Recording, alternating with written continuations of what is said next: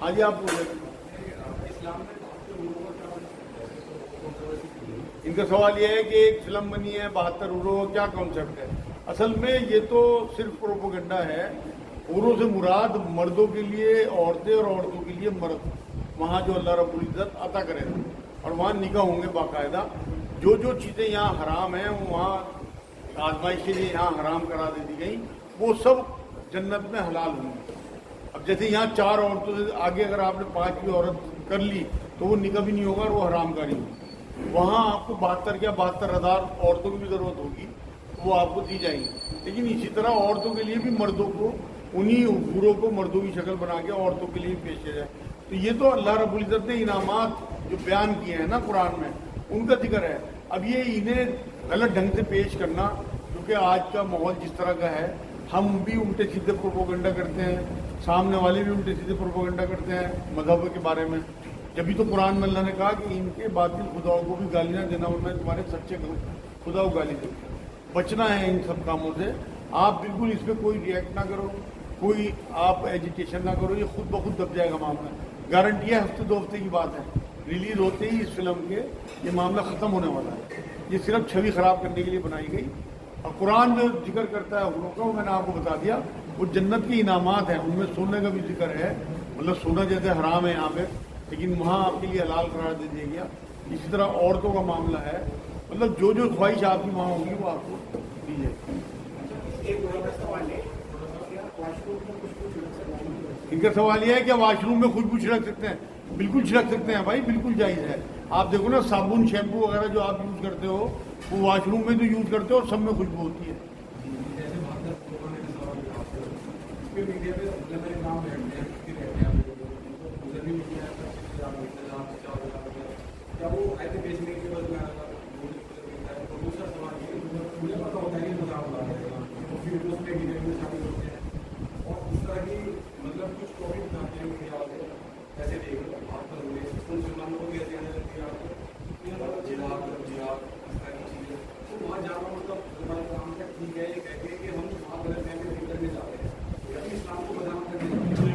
بڑا اچھا سوال ہے بھائی ان کا. آج جو جیسے 72 ہو رہا ہے کوئی بھی ٹاپک اٹھا کے ٹی وی میں ڈیبیٹ وغیرہ کرائی جاتی ہے. ان کا سوال یہ ہے ان میں جانا کیا علماء اکرام کا جائز ہے. بھائی اگر ان کی نیت یہ ہو کہ ہم غلط فہمی دور کرنے جا رہے ہیں اور ان کے اندر اتنی قوت ہے تو وہ بالکل وہاں جائیں, لیکن ایک گلاس پانی بھی نہ پیے ان کے. یہ جو آپ نے جملہ اختیار کیا نا 25,000 اور 50,000, اس سے ان کی نیتوں کا پتہ لگ رہا ہے. میں نے 5 سال ٹی وی پہ کام کیا بھائی, ابھی 1 سال سے بند کیا. 1 سال بھی نہیں ہوا بلکہ میں نے 1 گلاس پانی نہیں پیا کسی چینل کا. بوتل بھی اپنی لے کے جاتا تھا کیونکہ میں اللہ کے لیے جا رہا تھا. اگر وہ اللہ کے لیے ڈیبیٹ کرنے جائیں گے تو اللہ کی مدد بھی آئے گی. فرشتوں کے ذریعے کانا پوچھی ہوگی کان میں, کس کا یہ جواب دے, اس کا یہ جواب دے, گارنٹی ہے. لیکن جب وہ 25,000 کے لیے 50,000 یا 5,000 کے لیے جا رہے ہیں نا تو اسی طرح دلیل ہوں گے جس طرح دلیل ہو رہے ہیں. اسی آیت کے حوالے سے میں نے جو سورہ انعام کی آیت کا آج حوالہ دیا نا آپ لوگوں کو, وہی ہے کہ وہ آیتوں کی مذاق اڑانے والوں میں گنے جائیں گے. اللہ کے چاہے نام ان کا شبیر ہو لیکن ان کا جو حشر ہوگا نا وہ فرعون کے ساتھ ہونا ہے. یہ جملہ کہیں لکھ لینا میرا, جو اللہ کے دین کی مذاق اڑائیں گے ایسا نہیں ہو سکتا کہ وہ موسیٰ کے ساتھ اٹھ جائیں علیہ السلام, بلکہ ان کا حشر فرعونی کے ساتھ ہونا ہے اگر حرکتیں فرعون والی ہیں.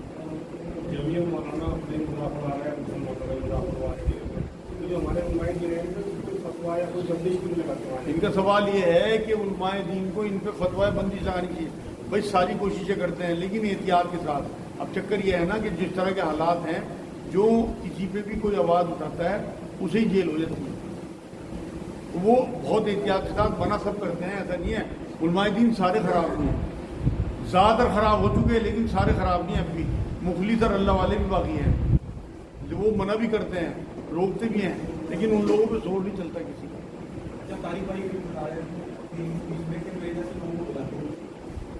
ان کا سوال ہے طارق بھائی کہہ رہے ہیں کہ میرے جیسے لوگوں ایسا نہیں ہو سکتا نہ بلاتے ہوں, یہ جاتے نہیں.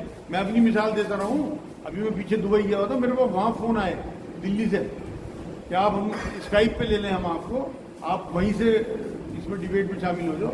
میں نے بھائی میں نے ایک پروگرام جی سلام کا پہلے اب سے میرا 10-12 سال پہلے آتا تھا بحث مباحثہ کے نام سے. جب میرے استاد نے کہا کہ اسلام میں بحث مباحثہ نہیں ہے تو میں نے وہ پروگرام ہی چھوڑ دیا تھا. جب اسلام میں بحث ہے ہی نہیں تو میں بحث کروں گی؟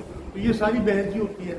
اسلام میں بحث نہیں ہے. اسلام تو کہتا ہے اگر تمہارا جاہل سے واسطہ بھی پڑ جائے قالوا سلام کرو اور آگے بڑھ جاؤ. محترم علماء کبھی علماء سو کے بارے میں عام عوام کو کیوں نہیں بتاتے کہ ان کی کیا پہچان ہوتی ہے, ان کا کیا ہوتا ہے, کیسے پہچانے؟ وہ ہمارے بیچ رہتے ہیں.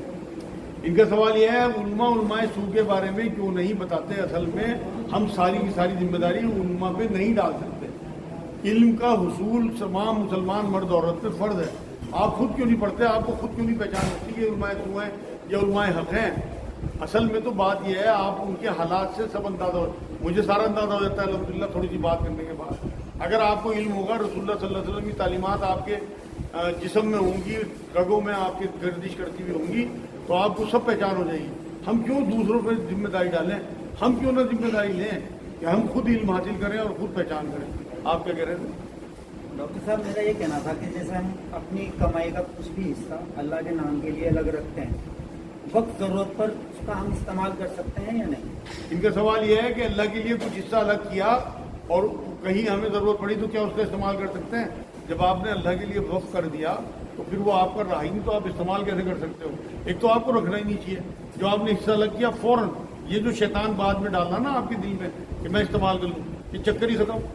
جب صحابہ اکرام کسی علاقے میں جاتے تھے سمندر کے ذریعے یا نہروں کے ذریعے, تو اس کنارے پہ اتر کے کشتی چلا دیتے تھے یا بہا دیتے تھے کہ اب ہم نے لوٹ کے نہیں جانا, ہم نے یہیں اپنی جان دینی.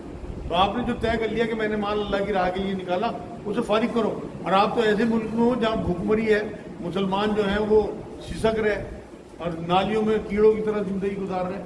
تو آپ کے گھر میں اگر تجوریوں میں پیسے ہیں اللہ کے نام کے جو آپ نے الگ کیے اور آپ انہیں استعمال کریں گے تو وہ تو آپ اپنا ہی گند کھا رہے ہیں. تو اس لیے بچنا ہے اسے. شادیوں میں غیر محرم گھروں میں آتے ہیں, کیسے بچیں؟ ان کا سوال یہ شادیوں میں گھروں میں جو تقریبات ہوتی ہیں ان میں غیر محرم آتے ہیں, عورتیں کس طرح بچیں؟ بھائی زیادہ سے زیادہ اپنے آپ کو کور کر کے رکھیں. چہرے کی تو اجازت ہے کھولنے کی, باقی اپنا بدن جو ہے وہ ڈھک کے رکھیں. کوشش تو یہ کریں کہ مردوں کو چاہیے کہ اپنی جو مہمان خانے ہوں مردانہ وہ باہر ہوں. پہلے تو زمانے میں ایسے ہی ہوتا تھا کہ مہمان خانے باہر بنائے جاتے تھے اور زنان خانہ الگ ہوتا تھا, حرم ہوتے تھے وہ الگ.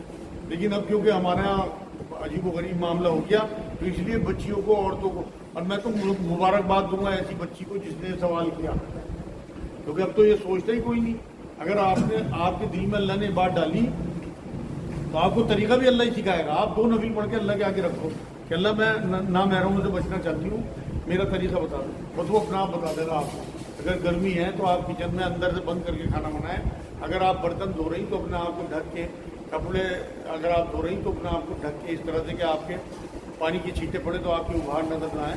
موٹے کپڑے سے ڈھک لیں آپ کو, تو انشاءاللہ آپ کا پردہ ہو جائے گا. اپنا چہرہ کھول کے باقی حصہ کور رکھیں, اپنے بال وغیرہ, تو انشاءاللہ باقی میں بھی دعا کروں اللہ پاک اس طرح کی چیزیں سمجھا دے آپ کو کہ آپ نامحرموں سے بچیں اور آپ کے مردوں کو بھی سمجھائیں.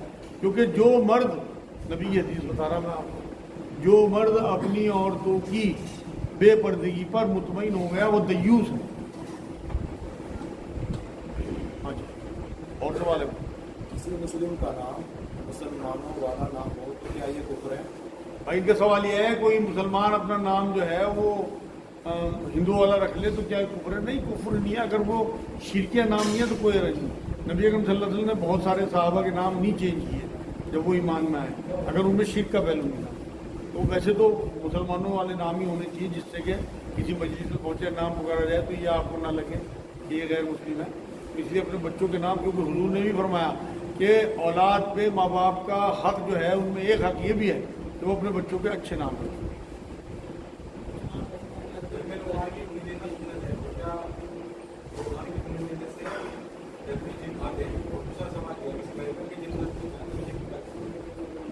جنت میں ان کا سوال یہ ہے کہ لبان کی دھنی گھر میں دینا کیا جائز ہے؟ بالکل جائز ہے. نہیں, سنت کہا شاید, سنت تو نہیں میں کہہ سکتا. نبی اکرم صلی اللہ علیہ وسلم کو خوشبو پسند تھی اور خوشبو استعمال کیا کرتے. لبان بھی ایک خوشبو ہی ہے. لیکن صحابہ اکرام کے بارے میں یہ بات آتی ہے کہ وہ اپنے گھروں میں اس طرح کی دھنی دیتے تھے چیزوں کی, لبان کی تو نہیں اور چیزوں کی. غالباً عبداللہ بن عمر کے بارے میں بات آتی ہے, لیکن نبی اکرم صلی اللہ علیہ وسلم کے بارے میں نے نہیں سنا اس طرح کی دھنی تھی. تو دھنی جائز ہے دینا, سنت نہ بھی ہو تو, لیکن صحابہ کی سنت ہے, کنفرم بات. दूसरा आपका सवाल ये था कि उससे जिन आते हैं, जिन भागते हैं खुशबू से, जिन तो गंदी जगहों पे आते हैं, जो शैतान जिन होते हैं, और जो मोमिन जिन होंगे वो आ सकते हैं ऐसी जगहों पे, लेकिन खुशबू से धुनी देने से जिनों का कोई ताल्लुक नहीं। तीसरा सवाल आपका, जन्नत में क्या बच्चे होंगे? जन्नत में इस तरह की गंदगी का कोई मामला नहीं होगा। वहाँ जो लोग जन्नत में पहुँचेंगे उसमें ना तादाद फिर कम होगी और ना बढ़ती होगी, वहाँ सिर्फ एंजॉयमेंट होगा। ये सब कुछ आपके लिए यहाँ पे 60-70 साल की ज़िंदगी के लिए, वहाँ आप हर तरीके की गंद, जैसे हैज़ है या निफास है, इस तरह की तमाम गंदगियों से दूर होंगे। वहाँ सबकी उम्रें एक सी होंगी, जवानी होंगी, और सबको जो जो चीज़ें वो चाहेंगे वो मिलेंगी। बाकी अज़वाजी ताल्लुकात होंगे, मज़े होंगे, शहवतें भी होंगी, औरतें भी मिलेंगी, मर्द भी मिलेंगे औरतों को पसंद के। जो चीज़ें यहाँ हमारे लिए हराम है वहाँ हलाल होंगी, लेकिन गंदगी हर तरीके की जो है वो दूर होगी। इनका सवाल है, औरतों के लिए खुशबू लगाना जायज़ है? नबी की हदीस ये है कि औरत अगर ऐसी खुशबू लगा के बाहर जाए जिससे गैर महरम सूंघे, ऐसी औरत को ज़ानिया कहा। लेकिन अगर कोई खुशबू घर में लगाती है या ऐसी खुशबू जिसका रंग हो, क्योंकि रंग वाली खुशबू भी आती है, ये बिल्कुल जायज़ है औरतों के लिए, और अपने महरमों के सामने खुशबू लगा ले। क्या माँ की कब्र को पैरों की तरफ से चूम सकते हैं? हाँ, कोई हर्ज नहीं है। बस कोशिश ये करें कि लोगों को बीच में ना चूमें, क्योंकि इससे लोगों को ये लगेगा कि ये सजदा ना कर रहा हो। कोई हर्ज नहीं है अगर मोहब्बत का इजहार आप कर रहे हैं, कहीं कोई मनाही नहीं है, लेकिन बचना चाहिए। मेरी राय यही है कि लोग, मान लो किसी की नज़र पड़ गई तो वो प्रोपेगेंडा करता है इसका कि ये तो सजदा कर रहा है। हाँ जी। अगर बहुत गुनाह हो जाने पर जिंदगी तंग हो जाए तो क्या आप खुदकुशी कर सकते हैं? अल्लाह तौबा। इनका सवाल यह है कि बहुत ज़्यादा गुनाह होने से ज़िंदगी तंग हो गई, क्या खुदकशी की इजाज़त है? इस्लाम में किसी भी हालत में खुदकशी की कोई इजाज़त नहीं है। ये तो मायूसी की बात है, और मायूसी को कुरान ने कुफ्र कहा। सूरे जुमर आयत 52-53, उसमें अल्लाह ने कहा कि ए नबी, मेरे उन बंदों से कह दे जिनसे बहुत बड़े बड़े गुनाह हो गए हों कि वो मेरी बारगाह में तौबा करें, मैं उनके बड़े से बड़े गुनाह माफ़ करता हूँ। हदीस कुदसी में आता है कि मैं 70 माओं से ज़्यादा एक बच्चे से मोहब्बत करता हूँ। आपसे कितनी बड़ी गलती हो जाए, आप कुछ भी करके आ जाएं बाहर से, अम्मी आपकी 1-2 रैपट मारेंगे, फिर चिपटा लेंगे। जो 70 अम्मी है से ज़्यादा मोहब्बत करता हो, वो आपकी बड़ी से बड़ी गलती अल्लाह के लिए क्या मायने रखती है? मायूस नहीं होना, कितने बड़े गुनाह हो अल्लाह की बारगाह में तौबा करें और सब्र सलात से मदद चाहो और अल्लाह की तरफ रुजू करो। इंशाअल्लाह ताला जिन लोगों के साथ आपने ज़्यादती की, अगर वो जिंदा है उनसे जाके माफ़ी मांग लो, उनका माल मारा उनका माल वापस कर दो। जो लोग फौत हो गए उनकी कब्रों पे जाके उनके लिए इस्तग़फ़ार करो, उनसे मग़फ़िरत की दुआ करो अल्लाह, और उसके बदले में अल्लाह कंपनसेशन देगा उन्हें आखिरत में और आपको माफ़ करा हैं। कमरे में अपनी तस्वीर, इनका सवाल यह है अपनी तस्वीर अपने कमरे में लगा सकते हैं? भाई कोई हरज नहीं है, मगर क्यों लगा रहे यार? तस्वीरों से बचो। इस्लाम में अल्लाह के रसूल सल्लल्लाहु अलैहि वसल्लम ने मना फरमाया, तो बचना चाहिए। अगर कोई यादगार के लिए आपने कोई तस्वीर कभी देख ली, कोई हरज नहीं हो गया। आज देर हो गई। हाँ जी। आलम दुनिया में जब अल्लाह ताला किसी की मग़फ़िरत कर दे किसी इंसान की, तो उसका टाइम कब तक है? आलम बरज़ख तक, आलम आखिरत तक, या रोज़े क़यामत के दिन तक? कब तक है उसका टाइम? इनका सवाल यह है कि मग़फ़िरत अल्लाह ने अगर दुनिया में किसी की कर दी तो उसकी मग़फ़िरत का टाइम कब तक है? भाई ये बताओ, अल्लाह कब तक है? रहती दुनिया तक, रहती आखिरत तक, तो उसकी मग़फ़िरत भी अल्लाह ने रहती आखिरत ही पे। ऐसा नहीं हो सकता कि अल्लाह किसी को इनाम दे दे फिर वापस ले ले। जो उसके गुनाह होंगे उन्हें नज़र रखने के बाद ही मग़फ़िरत की। कुरान में अल्लाह ने सहाबा इकराम के बारे में ये बात कही कि मैं इनसे राज़ी हुआ और ये मेरे से राज़ी हुए। तो अल्लाह ने उनका माजी, हाल, मुस्तकबिल सब देख लिया कि आगे क्या क्या करेंगे, क्या क्या कर चुके। जो कर चुके उन्हें माफ़ किया, चाहे शिर्क किया हो या बच्चे दफन किए हो या कोई भी काम उन्होंने बुरा किया हो। आगे कलमा पड़ा, आगे नेक काम किए, वो सारे अल्लाह की नज़र में थे, पास भी, फ्यूचर भी और हाल भी। उसके बाद कहा कि मैं इनसे राज़ी है, मेरे से राज़ी। तो अल्लाह जिसकी मग़फ़िरत करेगा उसका पूरा हाल देखने के बाद करेगा। तो बाद में ऐसा नहीं हो सकता, मग़फ़िरत एक तोहफ़ा है अल्लाह का। ऐसा नहीं हो सकता कि जो अल्लाह यूँ कहता हो कि तोहफ़ा दे के वापस नहीं लेना, तो वो आपको तोहफ़ा दे के फिर आलम बरज़ख के बाद फिर वापस ले ले, मुमकिन ही नहीं है। तो इसलिए अल्लाह पे तो शक करना ही नहीं है। अल्लाह बहुत ज़र्फ़ वाला है, उसने जो दे दिया वो वापस नहीं लेता। मेरा सवाल ये है कि पहले तो जो भाई बयान इस बात को इस तरह से कहते हैं कि अल्लाह ने माजी देखना होता है, कुछ सब देख लिया। तो ये जो आयत है कि अल्लाह से राज़ी, ये अल्लाह से राज़ी, ये रसूलुल्लाह तक है। उसके बाद जो सहाबा इकराम ने गलतियाँ की या अहले बैत से जो झगड़ा हुआ उसका हिसाब किताब देगा मैं फिर जन्नत। ये आखिरी सवाल है भाई। इनका सवाल ये है कि अहले तशय्युअ भाई ये बात कहते हैं कि अल्लाह के रसूल तक ये मामला था कि मैं इनसे राज़ी और ये मेरे से राज़ी, बात के लिए नहीं था। अब बाद में जो उनसे गुनाह हुए उनकी पकड़ होगी। भाई कुरान कब तक के लिए है? कुरान कब तक के लिए है? उसके हुक्म कब तक के लिए हैं? नमाजें कब तक के लिए हैं? तो जो अल्लाह राज़ी उनसे है वो भी क़यामत तक के लिए है। रसूलुल्लाह सल्लल्लाहु अलैहि वसल्लम एक पार्ट थे, दीन का हिस्सा थे, वो चले गए तो कुरान ये कहता है कि जो नबी को मौत आनी थी, नबी ने कभी ज़िंदा नहीं रहना था, जितने नबी आए सबको मौत आई, तो अल्लाह ज़िंदा रहने वाला है। तो जब तक अल्लाह ज़िंदा है उसका कलाम भी ज़िंदा है। कलाम सिफत होती है, आप जो बोलते हो वो आपके साथ ही जाएगी बात, तो अल्लाह के साथ ही जाएगा कलाम। जब भी अल्लाह जाएगा माज़ अल्लाह, तो अल्लाह कभी नहीं जाएगा तो उसका कलाम भी कभी नहीं जाएगा, ना उसके अहकाम कभी जाएंगे। जो उसने लोगों को कहने तो लोग क्या कह रहे हैं, अल्लाह ने, मैंने वही तो बताया, उनका हाल, उनका मुस्तकबिल और उनका जो पास था, माजी, सब देखने के बाद ये कहा कि मैं इनसे राज़ी और ये मेरे से राज़ी। वमा अलैना इल्लल बलाग। अस्सलाम अल्लाहुम्मा सल्ली अला सय्यिदना मुहम्मद व अला आलि सय्यिदना मुहम्मद व बारिक। अल्लाह तू हमारे गुनाहों को माफ़ फरमा दे, या अल्लाह तू रहमत फरमा दे, या अल्लाह तू फजल फरमा दे, या अल्लाह हमारा बैठना कबूल फरमा दे, या अल्लाह हमारे तमाम अमाल में इखलास अता फरमा, या अल्लाह ईमान वाली आसान ज़िंदगी, ईमान वाली आसान मौत अता फरमा, या अल्लाह हमें जलन से, हसद से, बुग़्ज़ से, वादा खिलाफी से, झूठ से, धोखे से, लानती कामों से, नंबर 2 माल बेचने से, मिलावट से हमारी हिफाजत फरमा। या अल्लाह हमें